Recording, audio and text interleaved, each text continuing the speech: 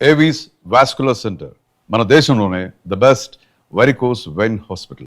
మీ డైట్లో అంటే జనరల్గా అడుగుతా, మిర్చి పౌడరు కారం ఉండదు.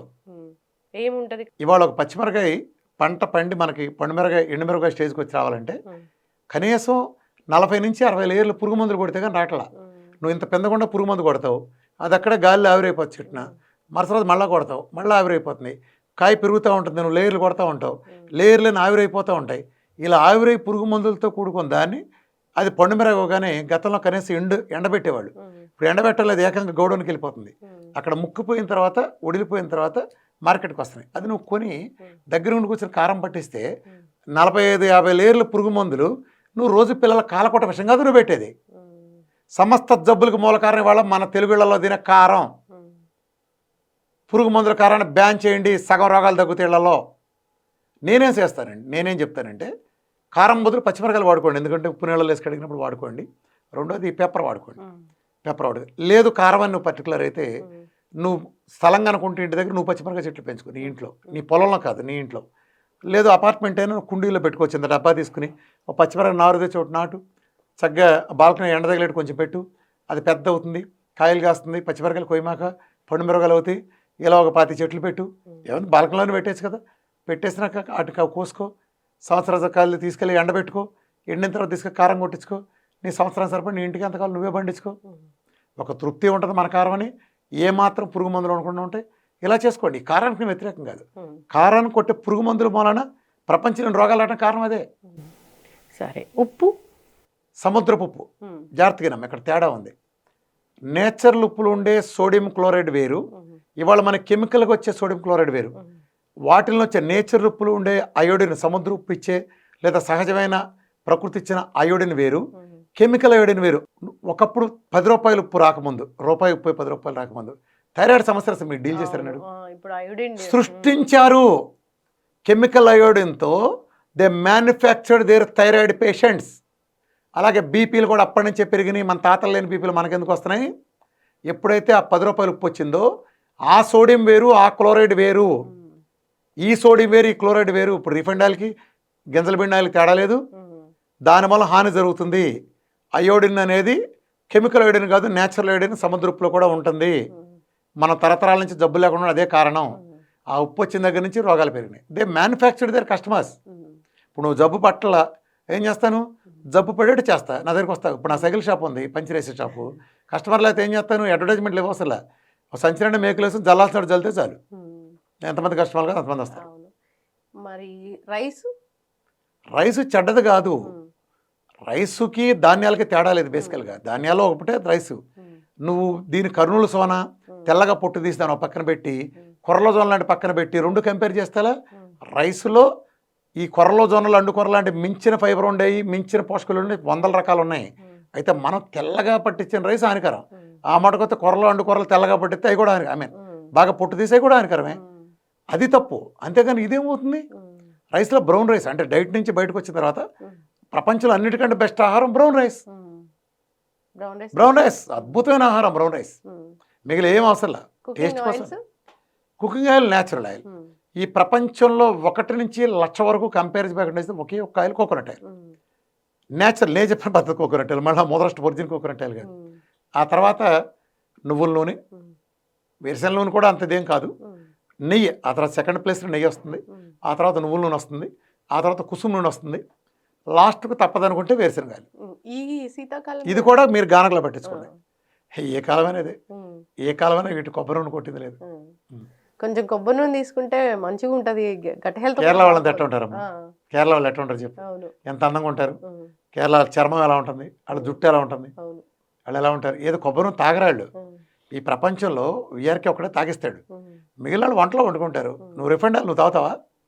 అలాగే కేరళ వాళ్ళు కూడా కొబ్బరి నూనె తాగరు, వీఆర్కి ఒక్కడే తాగిస్తాడు ఇండియాలో. సార్ మిల్క్ ప్రొడక్ట్స్ మీరు వాడతారా? వాడు మిల్క్ ప్రొడక్ట్స్ ఓకే, మిల్క్ మంచిది కాదు. డైట్లో లేదు, డైట్లో అసలు మిల్క్ ప్రొడక్ట్స్ లేవు, డైట్లో లేవు. కానీ మిల్క్ ప్రొడక్ట్స్ చాలా, మిల్క్ ప్రొడక్ట్స్ అంటే గీ వేసుకుంటే మిల్క్ ప్రొడక్టే, అది అద్భుతమైనది. డైట్లో ఉంది, పన్నీర్ ఉందిగా, పన్నీర్లో రిచ్ ప్రోటీన్ ఉంటుంది, న్యాచురల్లో వెజిటేరియన్స్కి బాగా ఉపయోగపడుతుంది. వెజిటేరియన్స్ ఎగ్స్ ఏవి ఇస్తారు? బ్రౌన్ ఎగ్స్, కంట్రీ ఎగ్స్ అన్నీ ఒకటి. నాటు అయితే మంచిది, కానీ ఇప్పుడు నేను నాటు చెప్పాను అనుకో దొరకాలి కదా. ఎక్కడ ఉంటాయమ్మా? ఎనీ ఎగ్ మంచిదేనా? ఎనీ ఎగ్ ఈజ్ గుడ్ అమ్మా. ఉమ్, ఇప్పుడు మీరు పురుగు మందులు కోళ్ళకు కోయట్లేదు అంటే కోళ్ళకు చేయట్లేదు ఇంజక్షన్లు అంటారు అనుకోండి, మీ కూరగాయలు ఏమైనా పేడ వేసిపోయిస్తారా నేను అడుగుతాను, ఏం చెప్తారు సమాధానం? ఇప్పుడు మీరు చెప్పే చికెన్ లో మేము ఫామ్ చికెన్ తిన్నా మంచిదేనా? ఫామ్ చికెన్ అద్భుతమే. ఫామ్ అంటే ఇదా, ఐ మీన్ కంట్రీ చికెన్ అయితే మంచిదమ్మా. ఫామ్ చికెన్ కూడా చెడ్డది కాదమ్మా, అది అసలు చెడ్డదని బ్రాండ్ ఎందుకు వేస్తున్నారు? దాంతో కంపేర్ చేస్తే ఇది నిజంగానే ఆ ఇచ్చిన స్టెరాయిడ్స్ మనకు వస్తాయా సార్? మరి మనుషులకి స్టెరాయిడ్ కొట్టించుకున్నారుగా, స్టెరాయిడ్ తప్పితే ఎందుకు కొడుతున్నారు వీళ్ళు? కరోనాలో కోట్ల మంది నాశనం చేశారు కదా. స్టెరాయిడ్ నువ్వు ఇచ్చినంత మాత్రాన అదేమి అన్ని తీసుకోదు. మరి ఏదైనా ఒక జబ్బుని పడ్డారు, అవస్థ పడ్డారు, మందులు వాడారు, తగ్గించుకున్నారు, తగ్గించుకున్నాక వాళ్ళు మీ దగ్గరకు వచ్చి హీల్ అవ్వాలనుకుంటున్నారు, చాలా ప్రశాంతంగా ఉండాలనుకుంటున్నారు అనే వాళ్ళకి అప్పుడు కూడా డైట్ ఉంటుందా? డైట్లో ఇప్పుడు నువ్వు 170 కిలోమీటర్ స్పీడ్లో బైక్తో వెళ్ళావు, పడ్డావు, కాలు ఇరిగింది, తగ్గి బయటకు వచ్చావు, ఇరిగి కాలు కట్టుకట్టి బయటకు వచ్చావు, ఇప్పుడు నీ ఎదురు కూడా బండి ఉంది, మళ్ళీ 170 వెళ్తావా? 70 వెళ్ళు. అదే నేను చెప్పేది. అట్లాంటి వాళ్ళకి స్పెషల్ డైట్ కేటగిరీ స్పెషల్ ఏం లేదు. ఈ డైట్తో నిజానికి వాళ్ళు తెలియకుండా నేను వాళ్ళు మార్చేస్తున్నా. ఇప్పుడు రిఫండ్ అయ్యి ఎన్నాళ్ళు నువ్వు తాగుతావు కదా, నా డైట్ నీ షుగర్ ఆసిపెట్టు, సోరియాసిస్ లేదా క్యాన్సర్ ఏదో ఆసిపెట్టి సంథింగ్ అవుతుంది, నీ పర్పస్ అయిపోయిన తర్వాత బయటకు వస్తావు కదా, మళ్ళీ నీ రిఫండ్కి వెళ్ళావు. నువ్వు పట్టించుకున్న నువ్వుల నూనె నువ్వు పట్టించు గానం నూనెతో కలిపి చేసుకుంటావు. ఈ డైట్లో సముద్రపు తింటావు, మళ్ళీ నువ్వు సముద్రపు కంటిన్యూ చేస్తావు, పురుగు మందుల కారం జోలికి వెళ్ళావు. అర్థమైందా? ఇన్నాళ్ళు లీటర్ నీళ్లు తాగుతున్నావు నువ్వు. ఈ డైట్లో నీ చేత బలంతో 5 లీటర్ల నీళ్ళు సిస్టమేటిక్గా తాగిస్తాను టైం ప్రకారం. ఇన్నాళ్ళు 5 లీటర్ల పైన నీళ్ళు తాగించి నేను రేపు నీకు 3 నెలలు పోయిన తర్వాత 4.5 తాగే నుంచి తేలికగా అదే లీటర్ నుంచి 5 లీటర్లు చేయమంటే కష్టం నీకు. అర్థమైందా? సో కష్టమైన నువ్వేం చేస్తావు, నాకు షుగర్ తగ్గాలి, సురేష్ తగ్గాలి, ఇలాంటి ఆశపడి చేస్తావు.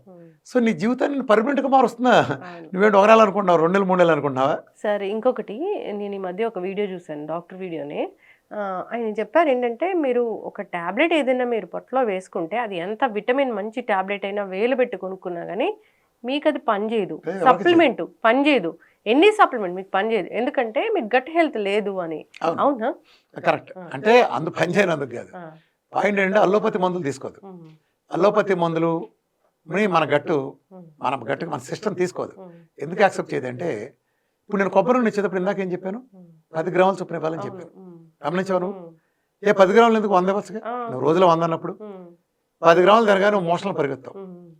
ఎందుకో తెలుసా? ఫస్ట్ టైం తాగినప్పుడు ఫస్ట్ టైం ఎందుకు పరిగెత్తారంటే, ఈ కొబ్బరి నూనెని మన తెలుగాళ్లలో తాతల ముత్తాతల 100 ఏళ్ల జనరేషన్లో ఎవడ ఆహారంగా తీసుకోలే.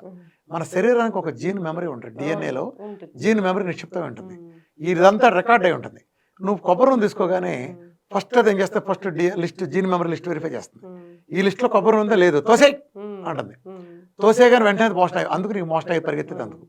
సరే నువ్వు కంటిన్యూస్గా ఇస్తా ఉన్నావు అనుకో, ఏంటి వీడు వద్దన్నా కానీ మళ్ళీ ఇస్తుంది ఇది అని చెప్పి వెరిఫై చేసుకుని అప్పుడు సర్లే బాగానే ఉందని తీసుకుంటుంది. అలాగే ఇది ఎందుకు చెబుతున్నానంటే, ఈ ఎల్లోపతికి మందులు కూడా ఈ 40, 50 ఏళ్ళు, 30 ఏళ్ళు, 60 ఏళ్ల లోపే పుట్టినాయి. ఇందులో ఉండే కెమికల్స్ ఏవి కూడా ఎన్ని కెమికల్స్ తయారవుతాయి. ఈ కెమికల్స్ ఏవి కూడా మన తాతల ముత్తాతలు ఎవడు తీసుకోవాలా. సో మన జీన్ మెమరీ లిస్ట్ లేదు. అందుకని మందు బిళ్ళ వేసుకోగానే వెంటనే సిస్టమ్ ఏంట్రా ఉందా ఇది తోసే అని తోసేస్తుంది. కానీ ఆ కొంచెం తోసేలోపే ఈ మందు బిళ్ళ కరిగిన ప్రభావంతోనే తాత్కాలిక సిమ్టమ్స్ అయినా మోషన్ సాగటం, అలాగే తలనొప్పి తగ్గటం లాంటి ఇలాంటి చిన్నవి జరుగుతాయి. నిజానికి ఆ మందంతా పనిచేసి ఇటు చచ్చాడే, అది కిడ్నీ ద్వారా ఫిల్టర్ అవుతుంది. ఈ కిడ్నీ ద్వారా ఫిల్టర్ అయితే ఇప్పుడు దరిద్రం ఏంటంటే, మామూలుగా మనం 5 లీటర్ల నీళ్ళు తాగితే కిడ్నీ నీళ్లు పుష్కలంగా ఉండి ఈ మందులు సక్రమం కడగలుగుతుంది. ఎప్పుడైతే నువ్వు 2 రకాల మందులు వాడుతున్నావో ఈ మందులన్నీ 90% కిడ్నీ ద్వారా డిస్క్రీట్ అయ్యేటప్పుడు నువ్వు నీళ్లు తక్కువ తాగి డిహైడ్రేట్ అవుతున్న నేపథ్యంలో ఆ నీళ్ళకి ఈ మందులు కెమికల్స్ కడగలేక మందులు వాడేవాడు కిడ్నీలు పుచ్చగా పగిలినట్టు పగులుతూనే పెయిన్ కలర్లు వేసుకోవడం 4 రోజులు పగలటానికి కారణం ఇది. నీళ్లు తక్కువ తాగే మన దరిద్రపు అలవాటు, అలాగే మందులు ఎక్కువ వేసుకుని మన మందు నష్టపు అలవాటు. తక్కువ తాగే అంటే అసలు ఇప్పుడు ఏం జరుగుతుంది, ఎప్పుడైతే నువ్వు నీళ్లు తక్కువ తాగావో ఆ తక్కువ నీళ్లు కిడ్నీలో వచ్చే మందుల తాలూకు రెసిడ్యూల్స్ క్లీన్ చేయలేక కిడ్నీ పోతుంది. నువ్వు క్రియాటిన్ 2 వచ్చిన డాక్టర్ గారి దగ్గరికి వెళ్తే ఆయన ఏం చేస్తారు, మామూలుగా ఏం చేయాలి, నీళ్లు పెంచి మందులు తగ్గించాలి. అప్పటిదాకా వాడుతున్న ఆ బీపీ కొలెస్ట్రాల్ తగ్గించాలి కదా. ఈయన ఏం చేస్తారు, మందులను డబల్ చేస్తాడు, నీళ్ళని సగం చేస్తాడు. అంటే ఆఫీస్కి 2 గంటలు లేటుగా ఎందుకు వచ్చావంటే సాయంత్రం 2 గంటల ముందు వెళ్తానట. అట్లా చేస్తారు వీళ్ళు, ఇంకా పోతాయి. అందుకే ప్రపంచంలో డయాలసిస్ బయట రాడు. నువ్వు ఒక చిన్న పాయింట్ గమనించావా, ఒకళ్ళు డయాలసిస్కి వెళ్తారు, ఎవడైనా డయాబెటీస్ కానీ బీపీకి కానీ మందులు ఎందుకు వాడతారు తెలుసా? అంటే పెళ్ళం పిల్లలు గుర్తొస్తారు డయాబెటీస్ అని మొదటి రోజు అనగానే. డయాబెటీస్ పై పడ్డాడు, అమ్మో ఈ డయాబెటీస్ ఉంటే కిడ్నీలు పోతాయి, కిడ్నీలు పోతే నా కుటుంబం రోడ్డున పడుతుందని ఆడు ప్యాంట్లు తడుపుకుంటా డైట్ చేస్తాడు, మందులు ఫాలో అవుతాడు. ఫాలో అవుతా ఉండగా 5 ఏళ్ళకో 6 ఏళ్ళకో 7 ఏళ్ళకో ఆ టైం వస్తుంది. ఒకరోజు వాడు ఎదురు చూడకూడదు అనుకున్న రోజు వస్తుంది. ఆ రోజు క్రియాటిన్ వాడికి 2 కనిపించింది. ప్యాంటు తడుపుకుంటా నెఫ్రాలజిస్ట్ దగ్గరికి వెళ్తాడు. ఆయన ఏం పర్లేదు అని ఇంకో మందులు రాస్తాడు. అది ఖచ్చితంగా నెల నుంచి 2 నెలల్లో 4కు 5కి వెళ్తుంది, వెళ్ళి తీరుతుంది. ఆ తర్వాత ఇంకొక 2 నెలల్లో ఇంకొంచెం హై డోస్, ఇంకొంచెం హై డోస్, ఇలా 10కి వెళ్ళిన తర్వాత పదమ్మా డయాలసిస్కి.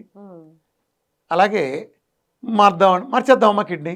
నేను ఒకటి అడుగుతున్నాను ఇందాక, నీ దగ్గర ఇంట్లో బల్బులు పెట్టావు, బల్బులు ట్రాన్స్ఫార్మర్లో హై వోల్టేజ్ రావడం బల్బు మాడిపోయినాయి, ట్రాన్స్ఫార్ రిపేర్ చేయలేదు, బల్బులు మార్చావు, ఏమవుతుంది? ట్రాన్స్ఫార్ రిపేర్ చేయనంత వరకు నువ్వు బల్బులు మారితే ఉపయోగం ఉంటుందా? అలాగే నీ కిడ్నీ పోగొట్టిన అసలు కారణాలైన ఐజిఏ కానీ, షుగర్ కానీ, బీపీ కానీ, వీటిని పోగొట్టు ఆ మొదలష్టపు దౌర్భాగ్య ప్రోటోకాల్ అంతా పోకుండా అసలు ఆ జబ్బులు ఏదైతే పోగొట్టిందో అసలు కిడ్నీని పోగొట్టిన అలాగే ఉంటే అరువు కిడ్నీ ఎలా అవుతుంది? వాటర్ అన్నారు కదా, ఇంత క్వాంటిటీ ఆఫ్ వాటర్ తీసుకోవాలని, ఎంత క్వాంటిటీ? 5 లీటర్. గుర్తుపెట్టుకోండి, మీ ద్వారా ఐడ్రీమ్ ద్వారా తెలుగు ప్రజలు నేను చెప్తున్నాను, ఎప్పుడైతే ఎల్డర్లో ఉండేవాళ్ళు మగాళ్ళు 5 లీటర్ల పైన తీసుకున్నారో, ఆడవాళ్ళు 4.5 లీటర్ పైన తీసుకున్నారో, ఇవాళ మీరు జబ్బులు పేర్లు రాయగల 60 జబ్బుల్లో 45 జబ్బులు మన దరిదాపుల ఇంట్లోకి కూడా రావు.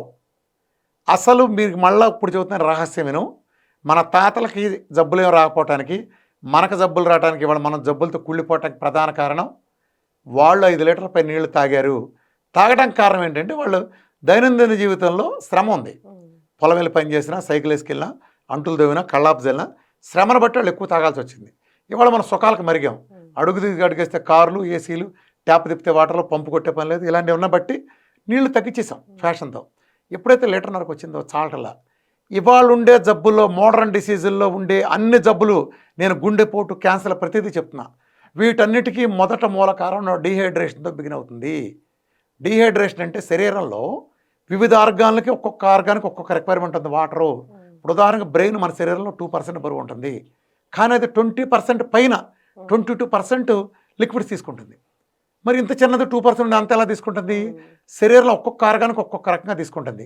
ఇసోఫాగస్కి వాటర్ బాగా కావాలి, అలాగే కిడ్నీకి, లివర్లకి, చివరికి బోన్స్కి 26% వాటర్ కావాలి. Body is made up of full liquids. 75% liquids, 25% solid ఉండే బాడీ కదా. నువ్వు వాటర్ డిహైడ్రేట్ ఏమవుతుందంటే వాటర్ మేనేజ్మెంట్ దెబ్బతింటుంది.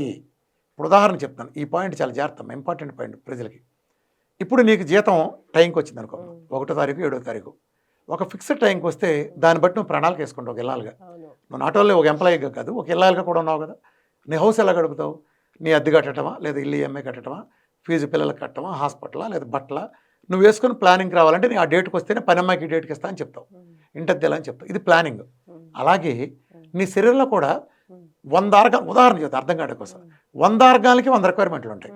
ఈ 100 ఆర్గాన్లో ప్రయారిటీ ఆర్గాన్లు ఉంటాయి, ప్రయారిటీ లేని ఆర్గాన్లు ఉంటాయి, అవునా? ఇప్పుడు నువ్వు ఎప్పుడైతే వాటర్ మేనేజ్మెంట్ ప్లానింగ్గా ఉందనుకో, ఇప్పుడు నువ్వు కరెక్ట్గా గంటకు ఒకసారి కరెక్ట్గా 300 ml తాగుతున్నావు అనుకో, ఇది ఎలా ప్లాన్ చేసుకో? 6ంటికి తాగగానే అన్నిటికీ సర్దుకుంటుంది సిస్టమ్, అన్నిటికీ కొంచెం కొంచెం సర్దుతుంది.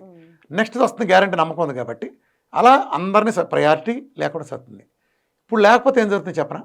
టైటానిక్ సినిమా గుర్తుంది కదా, టైటానిక్కి దెబ్బ తగిలింది, వెంటనే బోట్స్ ఉన్నాయి, ఎవాక్యుయేషన్ బోట్స్ ఉన్నాయి, దాంట్లో ఖాళీ చేయించాలి. ఎవరైనా ఖాళీ చేయించారు? ప్లాన్ చేస్తే టైటానిక్లో అందరినీ సర్ది కూర్చోబెట్టచ్చు, కానీ డబ్బున్న ముందు పంపించారు సేఫ్టీగానే చూసుకుని. అర్థమైందా? అంటే ఏం జరుగుతుందో తెలియదనే ఇన్కన్సిస్టెన్సీ ఉంది కాబట్టి డబ్బున్న వాళ్ళు ప్రయారిటీ హై క్లాస్ ముందు పంపారు, లో క్లాస్ని వదిలేశారు. అలాగే శరీరంలో కూడా నువ్వు ఎప్పుడైతే నీళ్లు ఇర్రెగ్యులర్గా ఇస్తున్నావో అప్పుడు శరీరం ఏం చేస్తుందంటే నెక్స్ట్ వచ్చేది ఉందో లేదో తెలియదు కాబట్టి నువ్వు ఇచ్చే ఆ కూసి నీళ్ళన్నింటినీ ఓన్లీ ప్రయారిటీ ఎమర్జెన్సీ ఎదుర్కోవడానికి సిద్ధపడే ఆర్గాలకు మాత్రమే ఇస్తుంది.